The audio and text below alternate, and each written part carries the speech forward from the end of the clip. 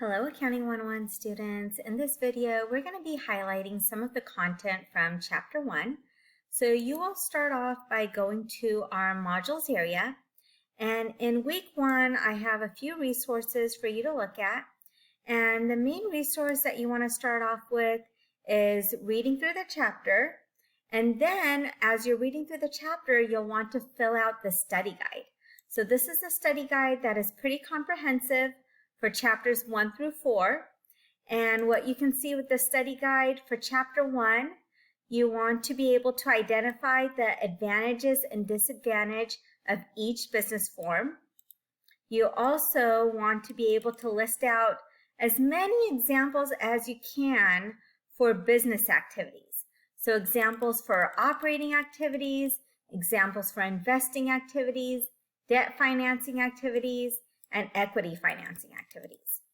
You also want to be able to look at the textbook and also describe the 4 financial statements and how they are prepared.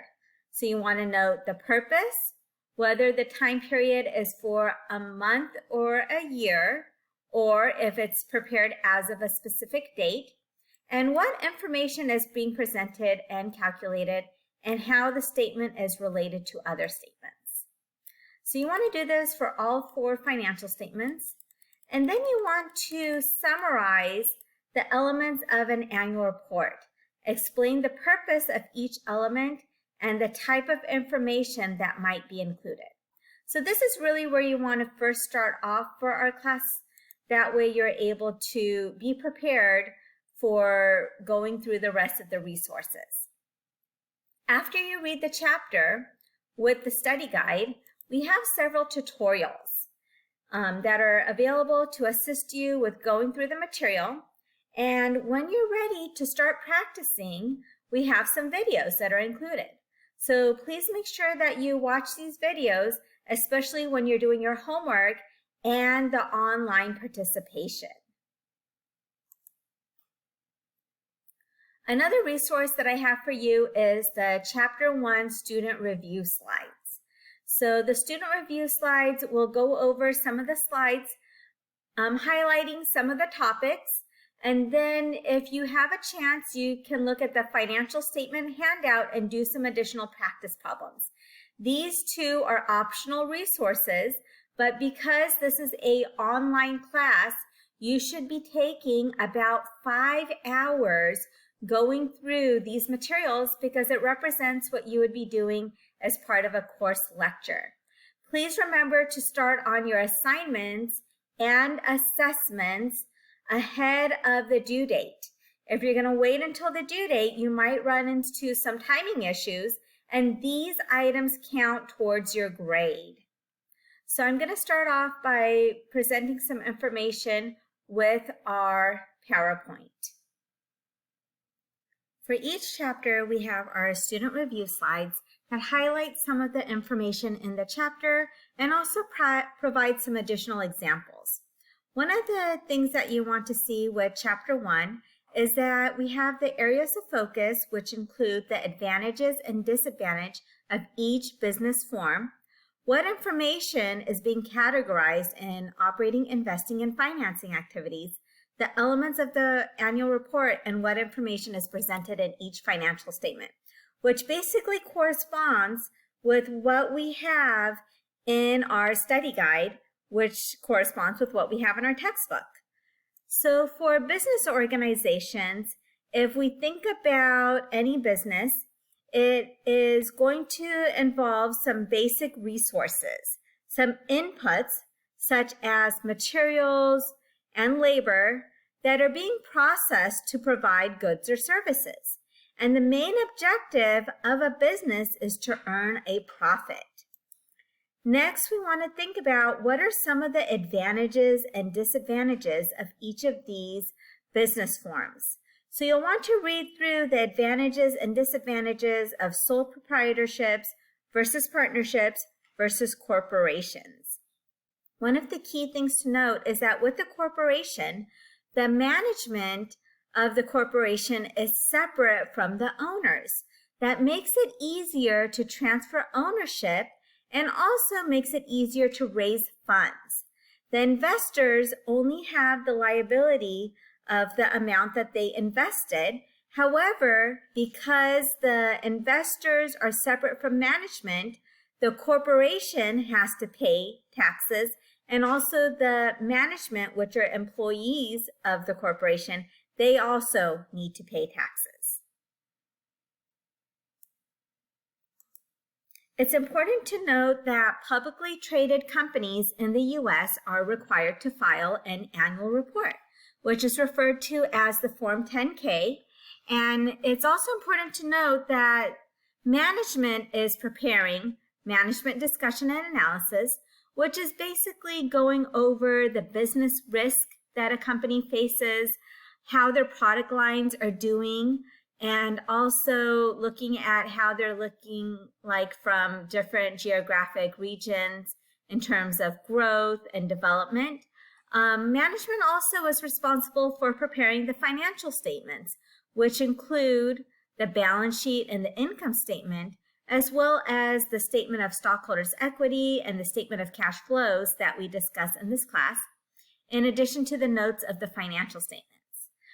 You should be prepared to explain what information is provided in each area of the annual report, but it's important to note that another important report is the auditor's report that's included within this annual report. And the auditor's report is prepared by an external independent third-party accounting firm, which is a CPA firm, a firm that consists of certified public accountants, to verify the information in the financial statements. And in addition to that, there's also a management's report that is within this annual report that is used for the CEO and CFO and other members of management to attest that they have read through this annual report. So we do have some information on each element of the annual report within this PowerPoint presentation, but I also want to bring your attention to the financial statements. In this class, we focus on 4 financial statements. We have our income statement that reports the revenues and the expenses for a specific period of time. That period of time can be a month or a quarter or a year.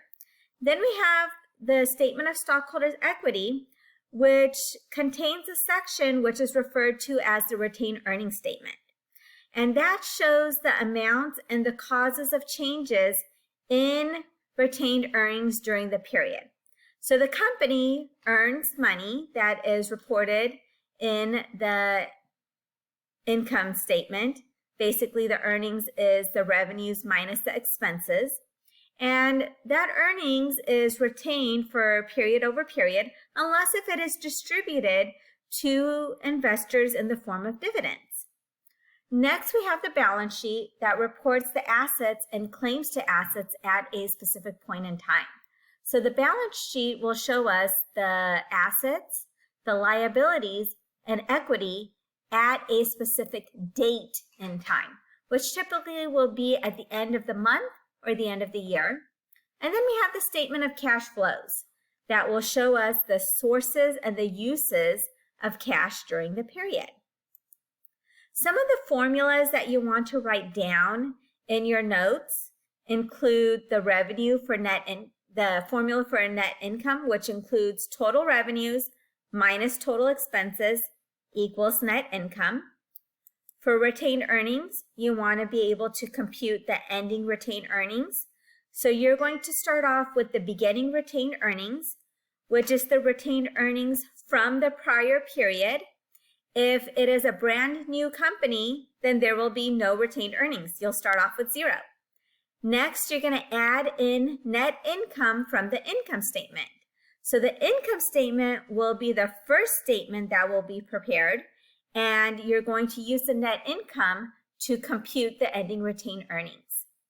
From there, you'll subtract out dividends, which are amounts that are distributed to the investors, and then you're going to get to your ending retained earnings, which will typically be at the end of the period of December 31st. The other financial statement that we really focus on this class, especially in Chapter 1 and 2, is the balance sheet. And the balance sheet tells us about the assets.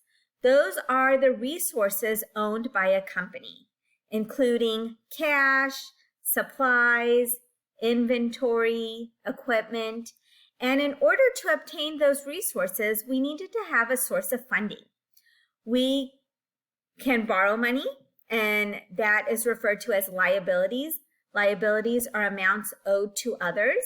So you might see notes payable, which is a loan, or you might see accounts payable, or something like salaries and wages payable.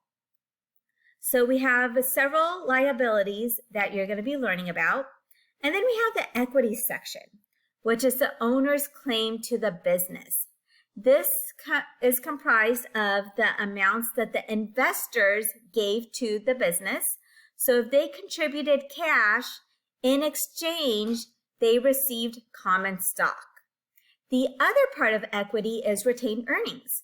So the earnings that are accumulated from the current and prior periods are included in the equity section. And the main relationship that you want to note is that the total assets, all of the resources owned, that dollar amount equals the total liabilities plus equity. And this is referred to as the basic accounting equation. So if you increase your assets, there would be a corresponding increase in either your liabilities or equity, or if you increase your assets, then another asset decreased. And the balance sheet reports the assets and the claim to assets at a specific point in time.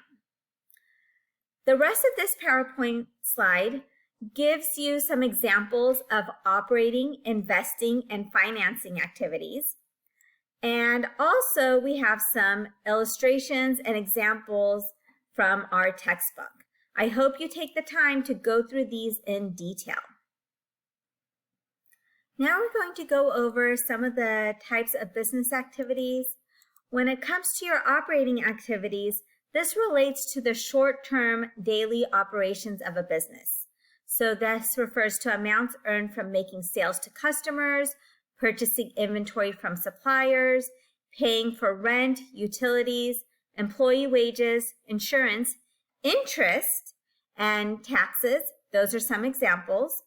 When it comes to investing activities, this is relating to the long-term assets of a business. So purchases and sales of property, plant, and equipment, or purchasing and selling investments in other companies when you have extra cash. And then we have our financing activities. So our debt financing activities relate to transactions with banks, such as borrowing money as a loan, which is referred to as notes payable, and paying back that loan. And then we have our equity financing activities, which relate to transactions with investors, such as issuing common stock and paying dividends. Thank you for taking the time for watching this video, and please make sure that you go through our Canvas website to start doing the required online participation and go through the homework activities. Take your time to really focus on getting as close as you can to 100% of the points. I hope this was helpful in getting started with Chapter 1.